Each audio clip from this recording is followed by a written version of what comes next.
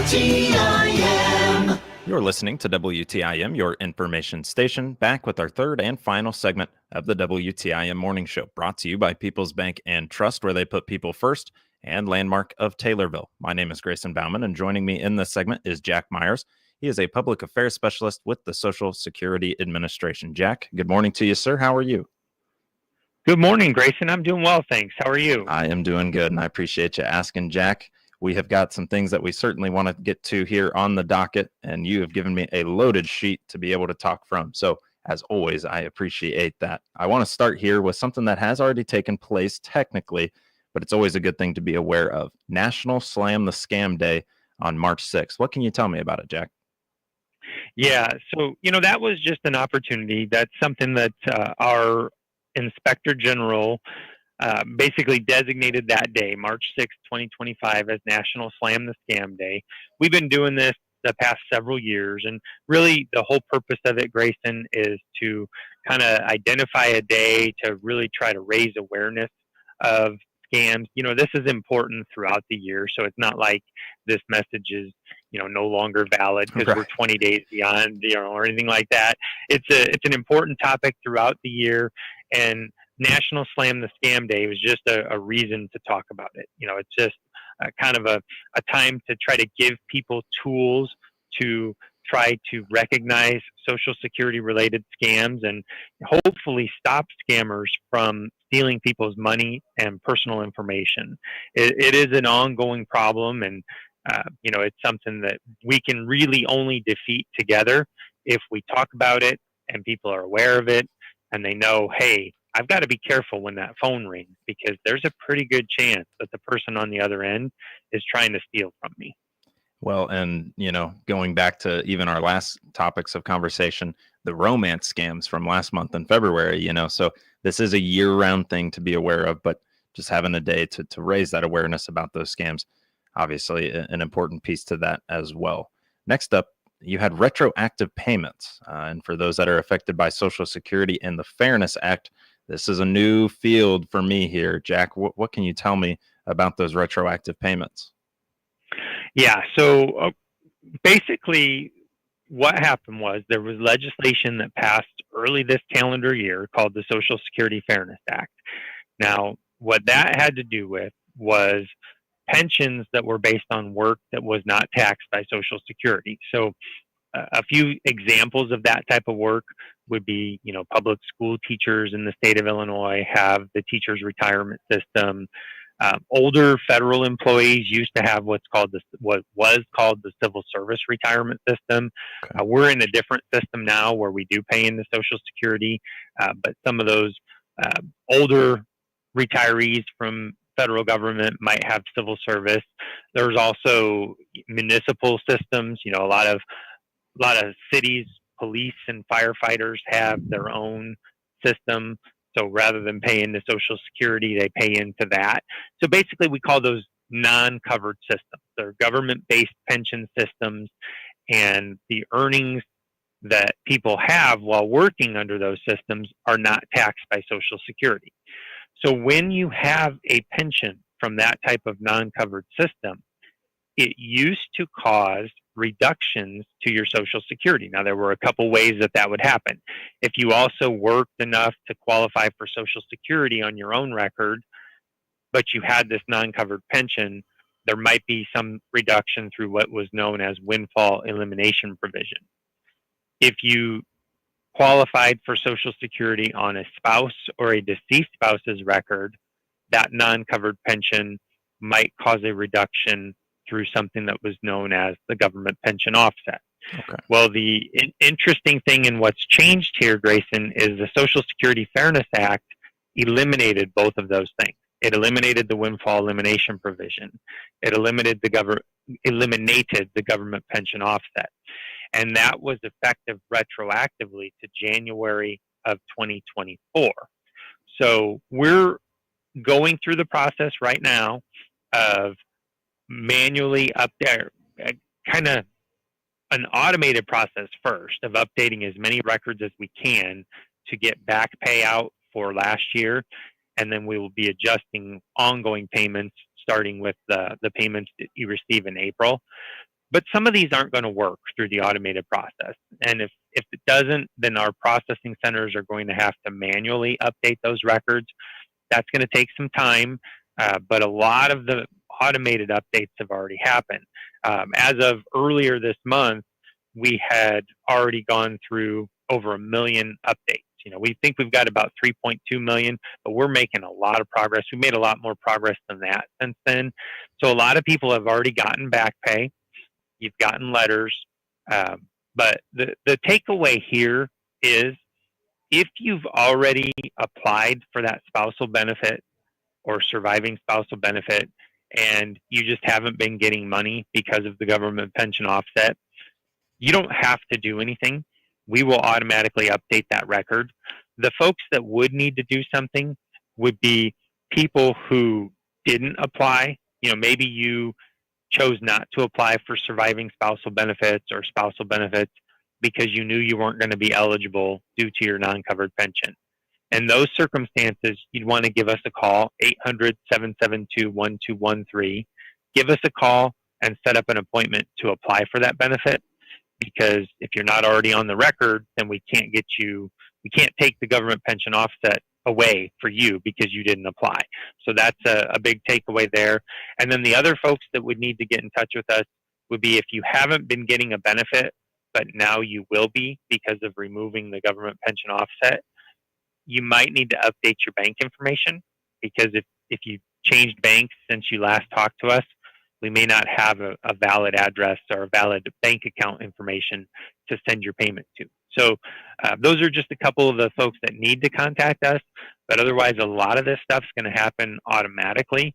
And I just really wanted to give kind of an update of where we're at with it, what it is, what's going on, because I know there are a lot of questions out there. And a lot of those questions answered there. When you consider how many people were affected, you said 3.2 million. That's a lot of work on the back end, of course, as well. But if you're not aware that there's work needing to be done to said person's account, or they haven't gotten a hold of you, it sounds like now is the time to do so. And my favorite part of this is that we're going back a calendar year roughly as well to kind of get those retroactive payments going.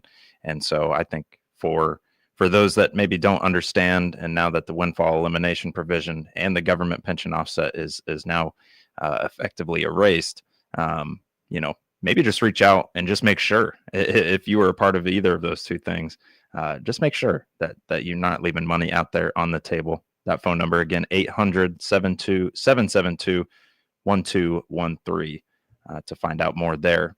Let's clear up the confusion on something else here. And that's proving identity. You mentioned that to me before we got on the air here. How do we clear the air on proving identity? Who has to do so, and who maybe doesn't? Yeah, and we'll probably have more information, next month and in the months to come on this. But I did want to address it because there are a lot of people who think that everybody is going to have to contact Social Security to verify identity. And that is not the case, Grayson. We did announce recently that, we are taking efforts, we're making efforts to strengthen the process to prove identity. We're trying to combat fraud, waste, and abuse in any way that we can.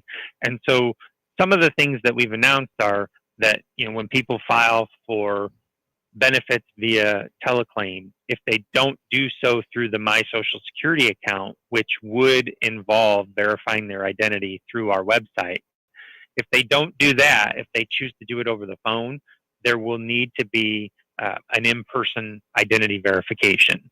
Additionally, for people who need to change direct deposit information, if you don't do that through your My Social Security account, you will need to verify identity in person. So those are a couple changes. Those are factual changes that are happening, and those are expected to happen effective with March 31st. But what we're hearing is a lot of people think that everybody who gets Social Security is going to have to come in and verify their identity, and that is not the case.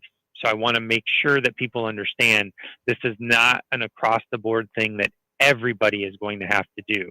And there is information on our website. So if you go to ssa.gov, that is our homepage, right at the very top, there is a link you can click on. It says what to know about proving your identity. So I encourage you to check there if you have any questions about this, because there are some frequently asked questions there, and it'll kind of lay out what's going on, and it'll be updated as we have more info. Additionally, on the website, there's a page on the Social Security Fairness Act. So if you wanted some more info on the last topic we were talking about, you can find a lot of good frequently asked questions there as well. So information is on the website. If you have questions, especially right now, I know some things are changing. That website, ssa.gov, is a wonderful resource. Please go there, check it out. Again, don't be concerned. Not everybody has to come in and prove identity. So I just want to make sure listeners are aware of that, because I think that there is some confusion about that, and we are getting a lot of calls to that effect. I can imagine, when folks think it might be a sweeping mandate or change, I can imagine. And then also you're trying to go back to those retroactive payments and trying to work that out. And so right now, with some changes starting January 1st of 2025, I'm sure you guys have been pretty busy over there with Social Security. Well, Jack, we'll take our first break here. I'm speaking with Jack Myers, Public Affairs Specialist with the Social Security Administration, and we talked a little bit about retroactive payments that came with the ending of windfall elimination provision and the government pension offset. Understanding a little bit of the Social Security survivors benefits might be our next topic. So don't move from here. We'll be right back in just about 3 minutes. You're listening to WTIM, your information station. WTIM.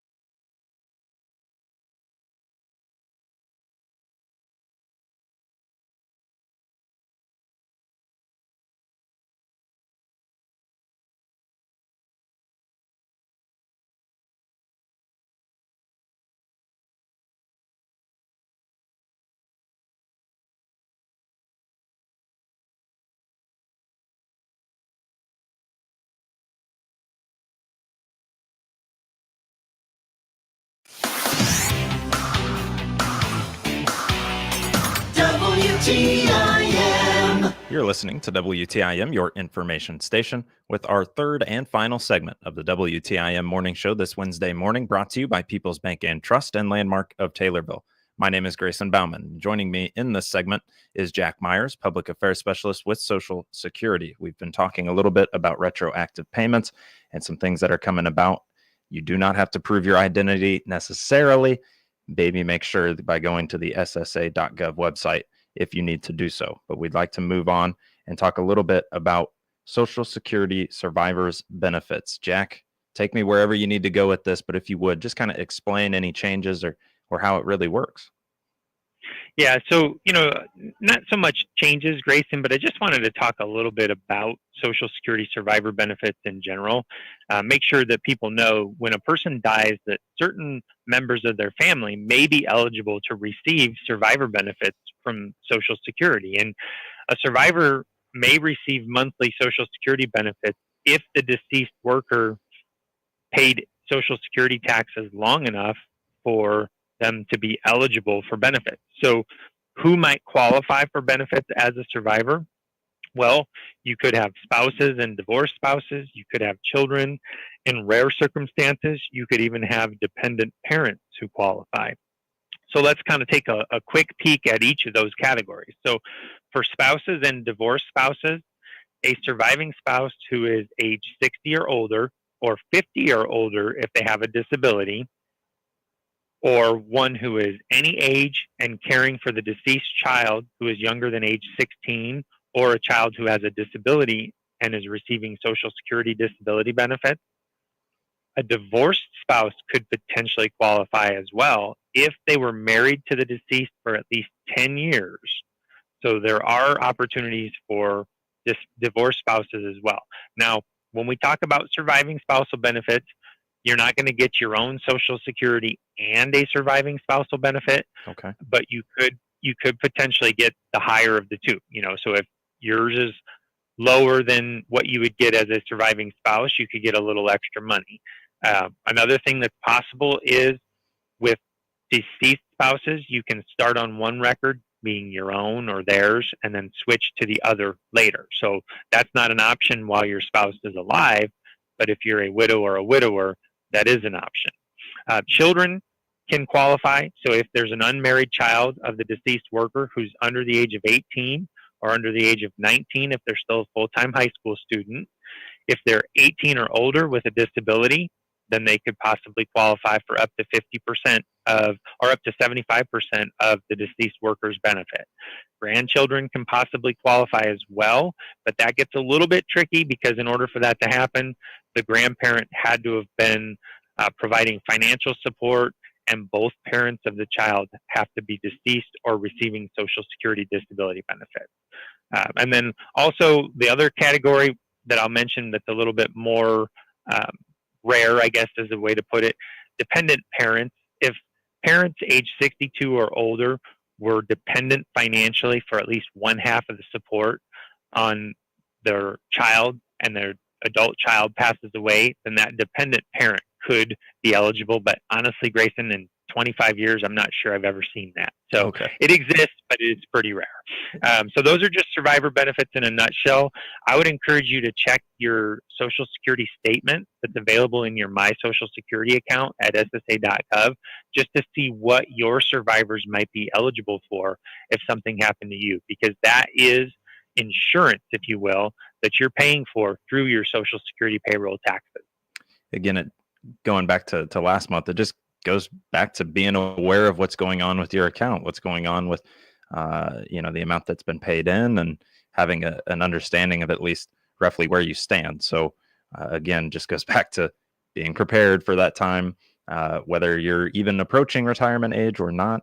And so with this being the case, I appreciate you breaking it down by who would be eligible as well, even if you haven't seen some of those instances really come about. Jack, I do want to leave you some time here, and we've got, well, actually, unfortunately, we don't have any time, Jack, but Medicare Part B and government enrollment or general enrollment, for Medicare Part B, goodness, ends on March 31st. And with that being said, maybe we'll get to talk a little bit about that next month. But Jack, we are out of time. Thank you for joining me here, as always, on the show. You're listening to WTIM, your information station, and our morning show brought to you by People's Bank and Trust and Landmark of Taylorville.